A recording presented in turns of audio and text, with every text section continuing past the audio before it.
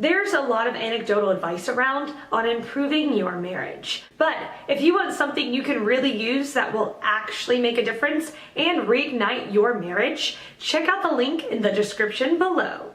The question, what's the key for a happy marriage? Answered by Ryan Thames. Marriage is a beautiful covenant between two people. It is more than just a document. It is two people coming together and promising to love each other for eternity. However, some people forget this after being married for a few years. Once the honeymoon period wears off, couples may drift apart and lose sight of why they married in the first place. To stop this from happening to you in your marriage, try the following tips. 1. Learn each other's love languages. Everyone has their own individual love language. There are 5 love languages in total. The 5 love languages are words of affirmation, quality time, receiving gifts, acts of service, and physical touch. Different love languages mean more than others to each individual.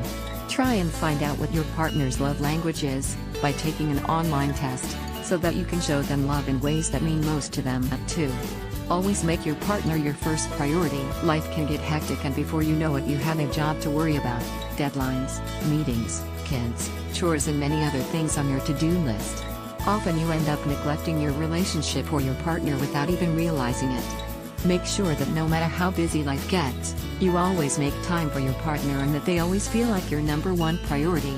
3. Always support your partner. Being in a relationship is like having a teammate for life. Support each other. Stand up for each other and never let either of you feel alone. It is especially important to support your partner in front of other people. Even if you do not agree with them, make sure they know that they support you regardless. 4. Always be honest and open with your partner. Little lies turn into big lies. Leave lies out of your relationship if you want to stay happy.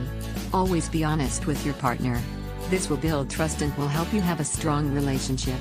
Having an honest relationship will also benefit you, and you will never have to believe what someone else says about your partner, because you know in your heart that your partner would never lie to you. 5. Listen to your partner. Take time out of your day to really listen to your partner, especially when they are upset. Often couples keep arguing because neither feels that they have been hurt. Change this by truly listening to what your partner says and repeat it back to them so that they know you truly heard them and their concerns. 6. Apologize often. If you mess up, apologize. Never let the sun set while you are still fighting with your partner. Always try to be the bigger person and apologize first. This will strengthen your relationship and show your partner that you are willing to do whatever it takes to make things work because you love them. 7. Forgive them. Forgiving does the same thing. It shows that you are willing to do what it takes to move forward together in life. Often couples hold on to anger and the little things that their partner did. This allows resentment to grow and can be detrimental for any relationship. Rather, learn to forgive your partner whether they apologize or not. Don't put up with disrespectful behavior, but do forgive them if they mess up. We are all only human after all. 8. Go on adventures. When life becomes busy, couples often stop doing fun things. This leads to boredom setting in, which can lead to wandering. To avoid this, never stop being adventurous together. Never give up on your hopes and dreams. Rather, find a way for you two to reach them together. Go on dates and holidays to keep a fun element in your relationship. 9. Make love often. Couples who reported having lots of sex also reported to be in happier relationships than those who had less sex. Sex is an intimate act that can connect a couple in a deep and special way. Never stop having sex. In fact, make sure you constantly spice things up in the bedroom. Read books like The Sex Positions Playbook by Scarlett Faith, who really heat things up. I hope these tips have helped you in some way, and I wish you all the best with your marriage. Answered by Cephas Ruga. Marry your best friend. Seriously. Life has had many twists and turns for me over the last 35 years since I start my quest for love in earnest, at the tender age of 14. Haha. 2 marriages and divorces later, Eva finally figured out what Eva been doing wrong. I haven't been marrying my best friend. The 3 years I spent in China from 2014 to 2017 taught me a lot of hard, yet interesting lessons. On reflection, it struck me rather forcefully that the best love comes out of deep, platonic friendship. I know I'm not the first person to figure that one out, and in fact I have heard the idea before, many times, in fact.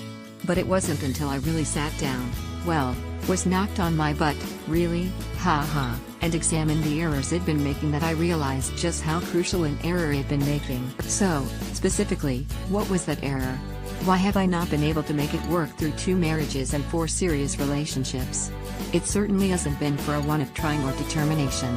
Sure, there have been all manner of mitigating circumstances that have played their part, but what's been underlying it all? Well, other than the deep heart traumas and issues that Eva carried from childhood, through adolescence and into my adult life, that I haven't until now put enough focus and effort on sorting out, the only other key factor has been pursuing romance rather than friendship. Backing this up is an experience I had of accidentally falling in love with a very good friend along the way. I didn't mean to. Our friendship simply became close enough and deep enough that love just seemed to morph into existence, pretty much unbidden. Musing about that over a period of a week or so, it struck me just how profoundly important deep friendship was for providing the necessary framework and basis for love to grow organically.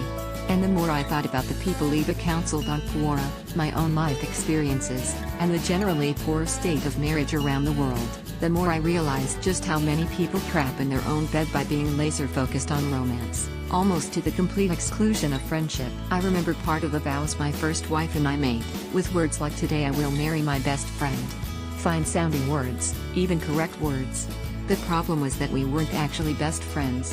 In fact, we were barely even good friends. There were so many things we couldn't talk about, topics that were effectively off limits, unsolved issues, and a whole bunch of other stuff, that the friendship never really got past a certain point. Romance took over, swept the whole pile of stuff onto the proverbial carpet, and cheerfully announced we were ready to be married. That, in the face of premarital counseling that said the exact opposite. I thought I'd learned my lesson with wife number 2, and went to even greater lengths to build friendship and rapport. Once again, same problem. There was the appearance of friendship, but it came out of the focused aim and desire for a romantic relationship, rather than just friendship for friendship's sake. There are plenty of books written about the mechanics of having a good marriage. A lot of the advice is very good, but a lot of the advice is only necessary because couples didn't take the time to form a strong, deep bond of friendship before they got married. I know, you can all point to some person somewhere who got married on a whim, or who found the one on some dating site, or in some other way got married based on anything other than deep friendship. Providing those relationships actually last, and without following them for years or decades, one usually doesn't have enough actual data to support the lack of deep friendship success stories. They are still very much in the minority. We humans are designed, from the ground up, to be in deep, committed relationships based on real friendship. The fact that so many people haven't done that over the centuries means only that we humans are a bunch of thickies, to quote Blackadder, who are impatient, like foolish little children stuffing their faces in a chocolate store, then moaning later they've got the mother of all stomachaches. I only plan to get married one more time, if at all. It will only be to someone I can genuinely call my best friend. Nothing else will suffice. I now know it's far preferable to be alone than with the wrong person, and that only a marriage grown from a deep, platonic friendship will work out long term. Things like mutual interest, shared faith, and a host of other things help to keep a marriage healthy, but such things are what make best friends.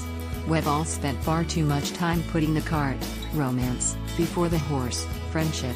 Why are we at all surprised that the institution of marriage is in such a state? It's not the fault of marriage, it's our fault. We, humans, need to grow up, slow down, smell the roses, and stop rushing around the place panicking about being single or living alone. There are far worse fates than living a single life. Answer by Dheeraj Gupta. The old man, when asked about the secret of their happy marriage for past 40 years, replied, "Actually, secret is the understanding which we made just after our marriage regarding taking decisions in the house, and we have been following it until now, due to which we both are happy." So what is the understanding, old man? It's very simple. We agreed upon that all the major decisions in the life shall be of mine and all the minor decisions shall be of her. Wow. That is great. So what type of major decisions you take, old man? All the major decisions, like when America should invade North Korea, whether USA should bring back its troops from Afghanistan, whether USA should sign climate change agreement, etc. And my wife uses to take all the minor decisions like, what should we eat / wear today, in which school our children should be admitted, which car or house we should buy, at what time we have to switch off our lights daily, etc., etc. Quite simple, isn't it?